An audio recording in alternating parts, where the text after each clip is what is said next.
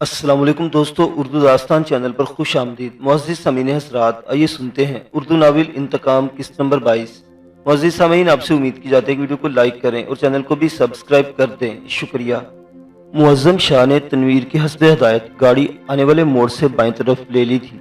यहाँ बाकायदा सड़क नहीं थी, बस कच्चा पक्का सा एक रास्ता था जो वो मुअज़्ज़म शाह की शानदार गाड़ी में आसानी से तय करते चले जा रहे थे। अभी उन्होंने इस रास्ते पर चंद गज का ही फासला तय किया था कि सामने जुगनू से चमकते दिखाई दिए। लम्हे भर में ही अंदाजा हो गया कि असल में वो दो टॉर्चें थी जिन्हें वक्फे वक्फे से जलाया बुझाया जा रहा था। गाड़ी रोक लो। इन जलती बुझरी रोशनी को देखते ही तनवीर ने हुक्म सादिर किया। मुअज़्ज़म शाह के पास इस हुक्म की तामील के सिवा कोई चारा नहीं था। गुस्से और बेबसी में से दांत भींचते हुए इसने गाड़ी रोक ली। फौरन ही चार निकाबपोश गाड़ी के करीब चले आए। इन चारों के हाथों में जदीद साख्त की राइफलें मौजूद थी जिनका रुख इन लोगों की तरफ ही था। डिलीवरी ले लो यार, बड़ा थक गया हूँ, सुबह फिर मुझे रवाना भी होना है। निकाबपोशों से मुखातिब तनवीर का अंदाज़े गुफ्तगू ऐसा था जैसे वो दो इंसानों के बजाय किसी तजारती सामान की बाबत गुफ्तगू कर रहा हो। ये तीसरा बंदा कौन उठा लाए हो? निकाबपोशों में से एक ने पिछली नशीस पर विराजमान मास्क की तरफ देखते हुए सवाल किया। ये बस ऐसे ही हाथ आ गया है और बड़े काम आया, इसे भी अपने साथ डेरे पर ले चलो और देख लो कि काम का बंदा है या नहीं। तनवीर ने मायनेखेज लहजे में पूछे जाने वाले सवाल का जवाब दिया और खुद गाड़ी से नीचे उतर गया। तुम तीनों भी नीचे उतरो। तनवीर से सवाल करने वाले नकाबपोश ने अक्खड़ लहजे में हुक्म दिया जिसकी इन्हें तामील करनी पड़ी। आंखों पर पट्टियां बांध दो चाचड़। निकाबपोश अपने एक साथी को हुक्म दिया। वो अमल के लिए आगे बढ़ा। मेरी बीवी को कोई हाथ नहीं लगाएगा। मुअज़्ज़म शाह अपनी जानिब तनी राइफलों के बावजूद गुर्राने के अंदाज में बोला। साईं की गैरत जोश मार रही है, चंगा है, मर्द में गैरत होनी भी चाहिए। अपने अगलों को भी ध्यानवाना देना कि इनकी इज्जत हमारे हाथ में है, इसलिए हमारी बात मानने में कोई चूचरा न करे। वही निकाबपोश कहका लगाकर बोला जो अब तक इनसे गुफ्तगू कर रहा था। मुअज़्ज़म शाह इसकी बात के जवाब में कुछ नहीं बोला और सिर्फ होंठ भींच कर रह गया। ये लो, तुम खुद अपने हाथ से अपनी जाल को पट्टी बांध दो। चाचड़ के नाम से मुखातिब किए गए बंदे के हाथ से एक पट्टी लेकर इसने मुअज़्ज़म शाह की तरफ बढ़ाई तो मुअज़्ज़म शाह ने इसे सख्त नजर से घूरा जरूर, लेकिन पट्टी ले ली और अपनी बीवी की आंखों पर बांधने लगा। बड़ी सी चादर के हिसार में लिपटी वो बिल्कुल खामोश थी। तनवीर के पिस्टल की नाल अपने सर पर टिके होने के दौरान भी इसने इस खामोशी और सुकून का इजहार किया था। अगर वो खूबजदा थी भी तो इसके किसी रवैये से इस बात का इजहार नहीं हुआ था। इसकी आंखों पर पट्टी बांधे जाने के दौरान माज की आंखों पर भी पट्टी बांध दी गई। यही अमल मुअज़्ज़म शाह के साथ भी दोहराया गया। आगे बढ़ो। निकाबपोशों को लीड करने वाले ने अपने राइफल से माज के पहलू में ठोका दिया तो वो लड़खड़ाता हुआ आगे बढ़ा। भूख और प्यास ने जो हालत खराब की थी वो अपनी जगह थी, लेकिन अब वो चलने में भी खासी तकलीफ महसूस कर रहा था। पहाड़ों पर ठोकरे खाते हुए इसके जूते जगह जगह से फट गए थे और जख्मी हो जाने वाले पैरों पर सोजन चढ़ गई थी, जिसकी वजह से जूता पैरों में तंग होकर मजीद तकलीफ का बाइस बन रहा था। अच्छी बात यह हुई कि इसे चंद कदम से ज्यादा नहीं चलना पड़ा और एक दूसरी गाड़ी में बिठा दिया गया। आवाजों से इसे अंदाजा हो रहा था कि मुअज़्ज़म शाह उसकी बीवी को भी इस गाड़ी में सवार करवाया गया है। मुअज़्ज़म शाह का मोबाइल और गन तनवीर रास्ते में ले चुका था। इस दूसरी गाड़ी में बिठाने से कबल बाकायदा तलाशी भी ली गई, जिस पर मुअज़्ज़म शाह ने हल्का सा एहतजाज किया और साथ ही तंबीह भी की कि इसकी बीवी की तलाशी न ली जाए। इसका यह मुतालबा मान लिया गया। एक औरत की तरफ से इन्हें किसी हथियार वगैरह की मौजूदगी का खदशा भी नहीं होगा। मास की खस्ता हाली देखकर इसकी भी ज्यादा अच्छी तरह तलाशी नहीं ली गई थी और जिस्म के मुख्तलिफ हिस्सों पर हाथ मारकर सिर्फ इस बात का इत्मीनान किया गया था कि इसके पास कोई हथियार तो मौजूद नहीं है। इसके पास हथियार नहीं था। लैला का 22 बोर का रिवाल्वर भी इसी मुकाम पर गिराया था जहां इसके अपने साथी के साथ डाकुओं से मुठभेड़ हुई थी। वो बिल्कुल खाली हाथ था और उसके पास अपनी घेरदार शलवार की जेब में मौजूद फैजू के दिए चंद तहाइफ के सिवा कुछ भी नहीं था। चंद छोटी पुड़ियों में मौजूद सूप वगैरह देखने में ऐसी चीजें थी कि अगर इन लोगों को इनके पास इस चीजों की मौजूदगी का इल्म हो जाता तब भी मोतरिज न होते।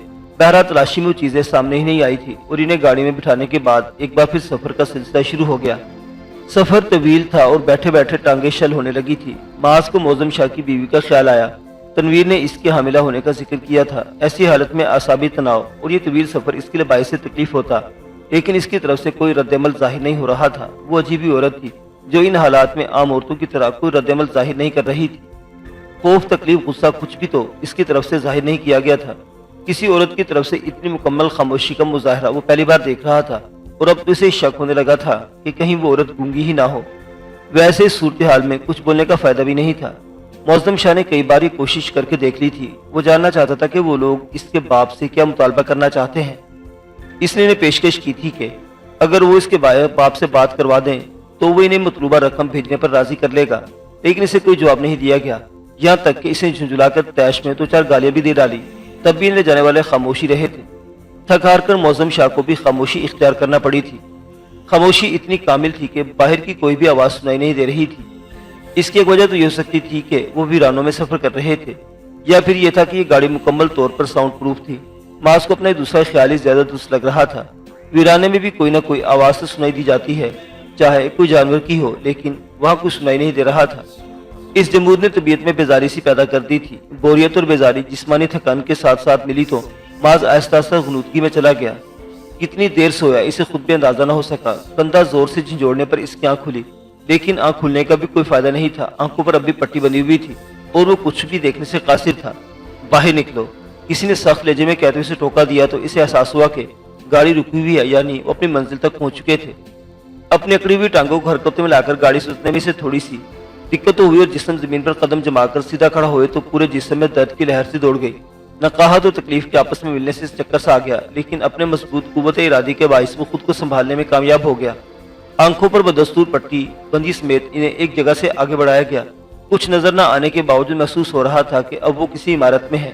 थोड़ा सा चलने के बाद इन्हें सीढ़ियां उतरने के सिलसिले में हदायत दी गई, यानी अब वो किसी तहखाने में ले जाए जा रहे थे। सीढ़ियां उतरने के बाद वो तहखाने के किसी कमरे में ले जाए गए और इनकी आंखों से पट्टियां उतार दी गई। वहां रोशनी थी। बहुत देर आंखों पर पट्टी बंद रहने के बायस आंखें चुदिया गई। उधर बाथरूम मौजूद है, तुम में से जिसको जरूरत हो इसे इस्तेमाल कर सकता है। अभी थोड़ी देर में तुम लोगों के लिए नाश्ता आ जाएगा। निकाहपोश राइफल बरदार तादाद में अब 2 ही रह गए थे। उनमें से एक ने इन तीनों को इत्तला दी और दरवाजे की तरफ बढ़ गया। इसका तीसरा साथी दरवाजे के करीबी राइफल ताने बिल्कुल चुकन्ना खड़ा था।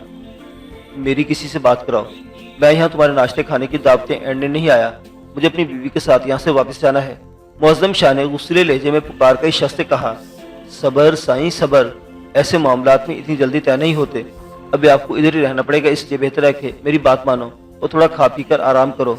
इस शख्स ने मुड़कर नरमी से मुअज्जम शाह को जवाब दिया और बाहर निकल गया।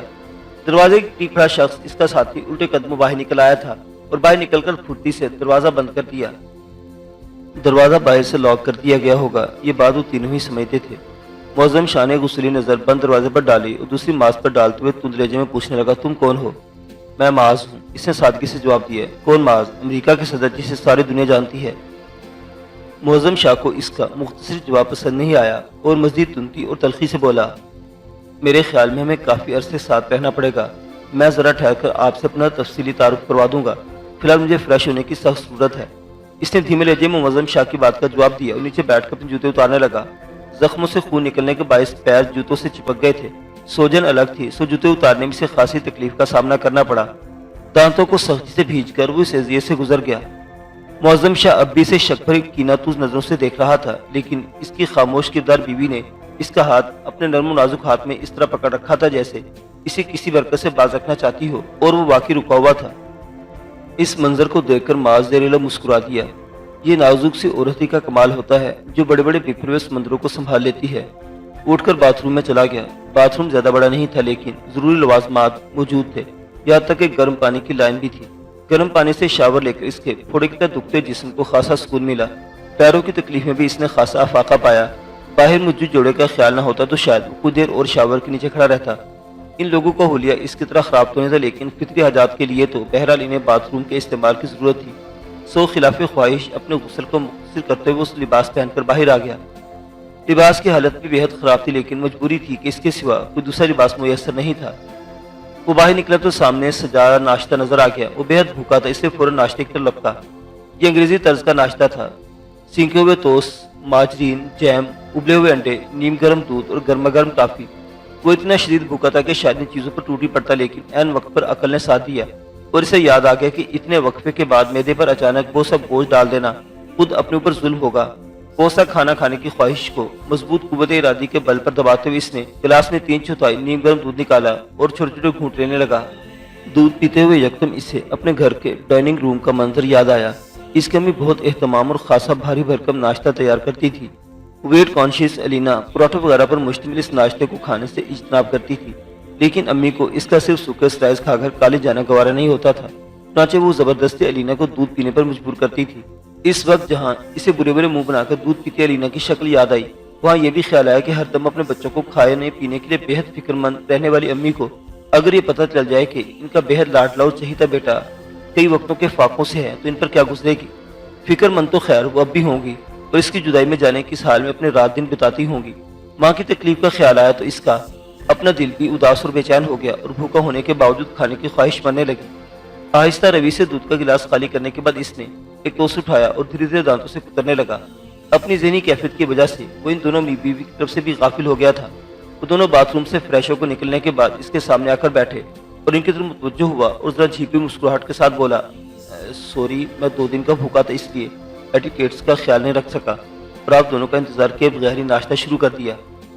हम यहाँ किसी दावत पर नहीं आए हुए कि इस तरह की फॉर्मेलिटीज की परवाह करें। हमारी तरफ से तुम जो दिल चाहे करो, हमें कोई एतराज़ नहीं। अभी तो मैं यकीन से नहीं कह सकता कि तुम हमारी तरह लोगों की कैदी ही हो या फिर किसी मंसूबे के तहत उन्होंने अपने एक साथी को हमारे साथ रखा हुआ है। मुअज़्ज़म शाह तल्ख़ लहजे में इसे जवाब देते हुए थर्मास में से काफ़ी निकालने लगा। इसकी बीवी अब भी इसी तरह अनाबी कढ़ाई वाली चादर में लिपटी हुई थी और चादर इस तरह झुकी हुई थी कि आंखों के सिवा कुछ नजर न आता। मैं आपसे अपने कसूर पर इसरार नहीं करूंगा। वाक़या जिस तरह पेश आए हैं इनकी रोशनी में मेरी ज़ात आपकी नज़र में मशकूकी करार पा सकती है। अब वक्त ही आप पर मेरी बेगुनाही साबित करेगा। बहरहाल आप खातून से कहें कि वो रिलैक्स होकर नाश्ता कर ले, मैं दूसरी तरफ जा रहा हूँ। ये कहकर अपनी जगह से उठ खड़ा हुआ और अंदर कमरे के दूसरे सिरे पर रुख मोड़कर बैठ गया। अपनी ज़ात से किसी को तकलीफ देना इसे कभी अच्छा न लगा था। मुझे तुम्हारे इरादे खतरनाक लगते हैं लड़की। आखिर तुम मुझे बताती क्यों नहीं कि तुम करना क्या चाहती हो। आला दर्जे के छोटे से रेस्तोरां के गोशे में बुशरा के मुकाबले बैठा हुआ एजाज मुतफक्कर सा इससे मुखातिब था। मैं तुमसे एक छोटी सी डील कर रही हूँ। देखो ये कितनी जबरदस्त तस्वीर है। तुम साफी इस तरह की चीजों की तलाश में रहते हो। क्या इस तस्वीर के हसूल के लिए तुम मेरा एक छोटा सा काम नहीं कर सकते। इसके सवाल को नजरअंदाज करते हुए बुशरा ने एक बार फिर अपने मोबाइल की स्क्रीन एजाज के सामने की। स्क्रीन पर वही तस्वीर नजर आ रही थी जो इसने ताज ब्यूटी सैलून में मशहूर अदाकार को काबिल एतराज हालत में देख कर ली थी। मैं इस किस्म के लोगों में दिलचस्पी नहीं रखता, मेरा मैदान मुख्तलिफ है। एजाज ने नाक चढ़ाकर से जवाब दिया। मुझे मालूम है कि तुम सियासतदानों और ब्यूरोक्रेट्स जैसे लोगों पर हाथ डालते हो, लेकिन मैं ये भी जानती हूँ कि तुम अपने सहाफ़ी भाई बंदों से अच्छे तल्लुकात के लिए इनसे ऐसी चीज़ें शेयर करने में कोई हर्ज नहीं समझते, क्योंकि कभी कभी तुम्हें भी इनसे काम की कुछ चीज़ मिल जाती है। मैं ये भी जानती हूँ कि तुम दौलत के भूखे और करप्ट साफ़ी नहीं हो, लेकिन इस करप्ट सिस्टम के साथ काम करने के लिए वो सारे हथकंडे इस्तेमाल करते हो जो दूसरों को तुम्हें तरने वाला समझकर निगलने से महफूज रखते हैं। इसलिए तुम मुझसे ये मत कहो कि तुम्हारे नज़दीक इस तस्वीर की कोई अहमियत नहीं। तुम्हारा कोई साहब इस तस्वीर के जरिए अच्छा माल बनाएगा तो एहसान का बदला उतारने के लिए कभी न कभी तुम्हारे काम भी आएगा। इसलिए अच्छा होगा कि तुम बगैर नखरे दिखाए मेरे साथ ये डील कर लो और इस तस्वीर के बदले मेरा वो काम कर दो जो मैं चाहती हूँ। अपने सुनहरी बालों की एक लट उंगली में लपेटते बुशरा ने एजाज से कहा तो वो झुंझुला गया और तपे हुए अंदाज में बोला, ठीक है, मैं मान लेता हूँ कि मेरे लिए इस तस्वीर की अहमियत है, लेकिन तुम्हें ये गलतफहमी क्यों है कि मैं तुम्हें महनाज के फ़ोन तक रसाई दे सकता हूँ। मुझे कोई गलतफहमी नहीं बल्कि यकीन है कि तुम ऐसा कर सकते हो। तुम शुरू से कंप्यूटर में बहुत अच्छे हो और एक बार तुमने मुझे बताया था कि तुम बहुत अच्छे हैकर भी हो और तुम्हारी कामयाब सहाबत के पीछे एक अहम राज तुम्हारा हैकर होना भी है। अपनी इस सलाहियत की बिना पर तुमने बड़े बड़ों की इशारत पर अपना अंगूठा रखा हुआ है। फिर महनाज जैसी आम लड़की के मोबाइल फोन तक रसाई तुम्हारे लिए कोई मुश्किल काम है। इसकी झुंझलाहट गुस्से को खातिर में लाए बगैर बुशरा ने इसे इत्मीनान से जवाब दिया, ठीक है, मैं ये काम कर सकता हूँ, लेकिन मैं करना नहीं चाहता। मैं जानता हूँ कि तुम अपने आप को किसी नई मुसीबत में डालने जा रही हो और तुम्हें किसी मुसीबत में गिरफ्तार नहीं देखना चाहता।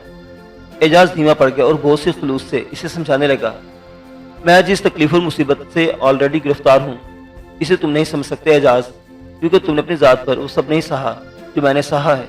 मुझ पर जो कुछ गुजरी है मैंने किसी को नहीं बताया, बता भी नहीं सकती। इस रात यह रज़ियत मेरे दिल पर रकम है और सवाल ही पैदा नहीं होता कि मैं इस सब को भूल कर एक नई जिंदगी शुरू कर सकूँ। मैंने अपने दिल में जो ठानी है वो हर हाल में पूरा करूँगी। इसके मुझे तुम जैसे मुखलस और बाएतमाद दोस्तों की मदद मिले या ख़तरनाक लोगों से रब्ता करना पड़े, इस पर ज़्यादा सोचने की गुंजाइश नहीं मेरे पास।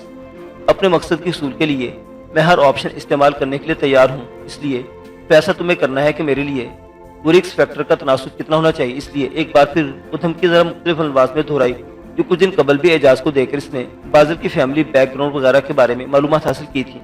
ठीक है, मुझे थोड़ी सी मोहलत दो, मैं कोशिश करूंगा तुम्हें कम अज़ कम महनाज के व्हाट्सएप तक रसाई दे दूँ। एजाज जानता था कि वो सरफरी है, इसलिए एक बार फिर बेबस हो गया। जो लोग दिल के ज़्यादा करीब हों वो ज़्यादा आसानी से इंसान को बेबस कर देते हैं। اعجاز جیسا چلتا پرزا بھی بشرا گلزار کے سامنے بے بس تھا۔ معزز سامعین حضرات، یہ داستان ابھی جاری ہے، بقیہ واقعات اگلی قسط میں۔ دیکھتے رہیے اردو داستان۔ اللہ حافظ۔